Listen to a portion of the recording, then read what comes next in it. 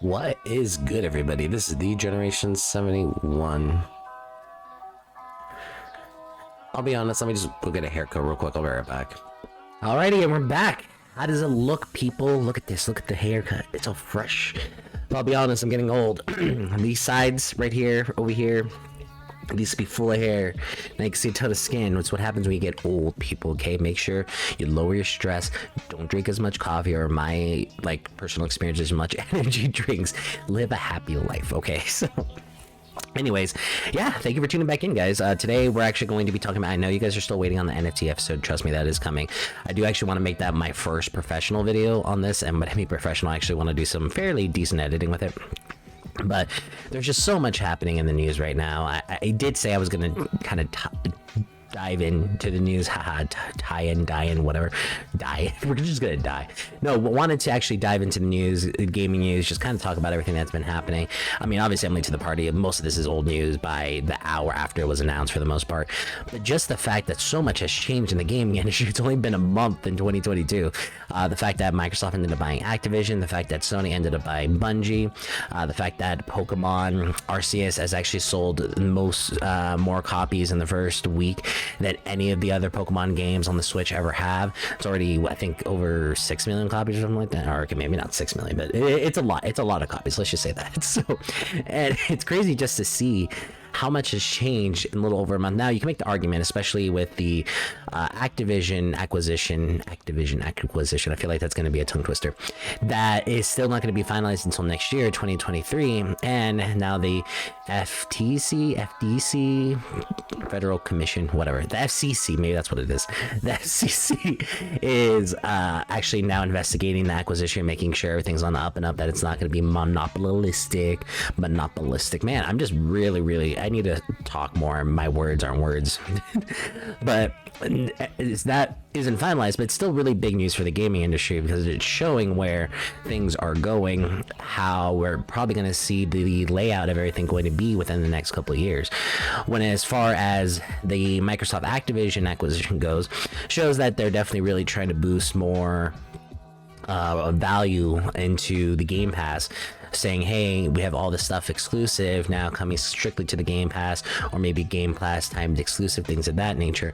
So they already have all these other companies, which I know a lot of people said, well, you have to see anything from them. Yeah, I get it, okay, but it also takes a while to make a game. Microsoft has all those other companies in the process of actually making stuff, but now you have Activision that you literally will have a Call of Duty next year, or this year, actually, technically. Well, there might be rumors that they might not do that, but you get what I'm saying. They already have stuff in the works now, which is crazy, instead of having to wait another 2, 3, 4 years for these gaming companies to actually have something ready to go. When you see the Activision, we already talked about that, the Bungie acquisition by Sony, it actually took me a while to kind of realize it through other commentators that isn't as big of an acquisition as far as exclusives, because they do still plan on Destiny 2 to be exclusive through all platforms, so through Microsoft platforms, PC, things of that nature. And I know I saw a lot of people say, oh my god, they bought Bungie, they own Halo Master Chief coming to a Sony platform. No, that's not the case, dude. But as I've seen a lot of other commentators talk about it, you can almost see that this is more of a reinforcement to the, I guess, overall ecosystem that Sony is trying to establish. Sony seems to be definitely all in on making these gigantic first-party games, story exclusives, amazing, eventually bringing them to PC. But it takes a lot of money to make those games, and as much as we say, yeah, you know, they get return on investment, they sell 5, 6, 10, 20 million copies, for the amount of work apparently that goes into it, it's not paying the bills. So it seems like with Activision, they more have made this, or Activision, I keep saying Activision, for Sony to make this acquisition, that's what I keep saying, this acquisition for Bungie, it is more of trying to establish, they even stated they wanted more games as a service on their platform. They said they wanted 10 within the next couple of years, where games as a service is a constant revenue. Yes, let's say hypothetically, and in a nice ideal world, they won't charge you a dime for the initial game, but then they start getting you with battle passes, cosmetics, DLC packs, things of that nature. So if you have 10 of those games bringing in the revenue, you have these games that are making massive amounts of money that you can hypothetically put back into your first party giant exclusive games. Now, will that happen? That remains to be seen. As we see, and I've made this argument for a very long time, a lot of what the gaming industry does is good in practice, or good on paper, but horrible in practice. A great example, honestly, is season passes. I know those are a thing of the past, but season passes, back when the original concept was floated around, thought it was a fantastic idea. It's like, hey, I love this game. It was amazing. I want a reason to go back to it instead of playing the game over again, especially if I've already done a hard mode run of it. They essentially just add extra story, extra missions, boom, go. That was an amazing concept back in the day. In practice, what did people do? They made a game. They're like, okay, I want you to cut like 20% of this and then sell it as extra stuff as a DLC pass. So again, it's great on paper, horrible in practice though. And that's why I say with this whole acquisition of Bungie, hey, I remember now, it is a good on paper, but will it actually play out as, hey, we have this money that we can supplement and actually putting it towards another Horizon, another God of War. I personally would love to see another Infamous. If it actually puts money towards that, fantastic, but we'll just wait to see if that actually happens. Now, as far as Pokemon goes, love Pokemon, amazing game, fun game, fantastic. I don't, the Pokemon company is just so weird, and the Pokemon community is so weird, and so far the Pokemon company did, take a risk making this game, and a lot of people think it's fantastic, a lot of people hate it, but the biggest thing that I've heard is like, okay, visuals are sure, whatever, but the gameplay is extremely fun if you're in that camp, and then other people are just like, oh, I want to go more traditional style. Okay, I get it, and I'm not gonna lie, I do like Arceus. I would like to see more style of Arceus games out there. I don't want to see the evaporation of a traditional style Pokemon game. It might just be old boomer talk here, and I will fully admit that, but I would still like to see, again, just a Pokemon standard RPG series, then do a Legend series when it comes to Arceus, and then, hell, you could even bring back, because we were expecting to see that last year, but Let's Go series to, again, promote Pokemon Go. If you want to do Pokemon, what were they going to call it? Cyndaquil and Meryl or something? I don't even remember. But if you essentially want to bring that type of series back, feel free.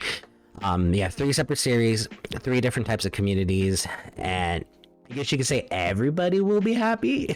And I say that because even with people who prefer the traditional style still bitch about it every single year, especially with Pokemon Brilliant Diamond and Shining Pearl. Like, everybody's gonna bitch about something. And the same thing with Arceus, again, like visuals, horrible, everybody's gonna bitch about something. But I think overall you can satisfy the majority of Pokemon fans if you do an Arceus or a Legend series, a standard Pokemon series, and then a Let's Go series. I think that'd be perfect for the Pokemon company, but we'll see what happens. Oh, it's still recording. Hey, bet you thought I forgot about the 2-camera meta, huh? No, it's actually just a little bit more difficult than I thought to actually edit it in practice. So I'm using it as a real-time thing. Boom, boom, boom, boom. So real time. So, but overall, I mean, as far as the news goes, that's kind of everything that we've seen so far. I mean, again, so far it's been a crazy month. Yes, there's a lot more news when it comes to the NFTs. Again, there's going to be a whole episode about that. It'll be a fun time because it's crazy. And just like, I guess with any fandom at this point, you're either with us or against us type of thing. There are so many people that are just totally for NFTs, and that if you speak 1 ounce of negativity about it, you're just, castrated, I guess, at that point. But then there's a lot of people that are so against NFTs that even if you speak somewhat highly about it, even if not even necessarily in its current state, but something far in the future, you're castrated for that too. So it'll be a while to see exactly where everything lays down. Like I said, there is a middle ground with everything, and don't get me wrong, like, I still personally think NFTs are trash, and I will admit that I think it's, again, my boomer sense. Like, I call myself a boomer. I'm barely turning 30 this year, but I truly do believe that it is actually just my own inherent biases that I'm getting old, and by getting older, we are more or less prone to wanting change, and so that's what NFTs are, is change. But I think a lot of people don't realize too, the way that NFTs are now are not the future, and it is actually doing a lot of bad instead of good. So it is what it is. So, but you can join me in on the next episode, which hopefully will be out in about a week.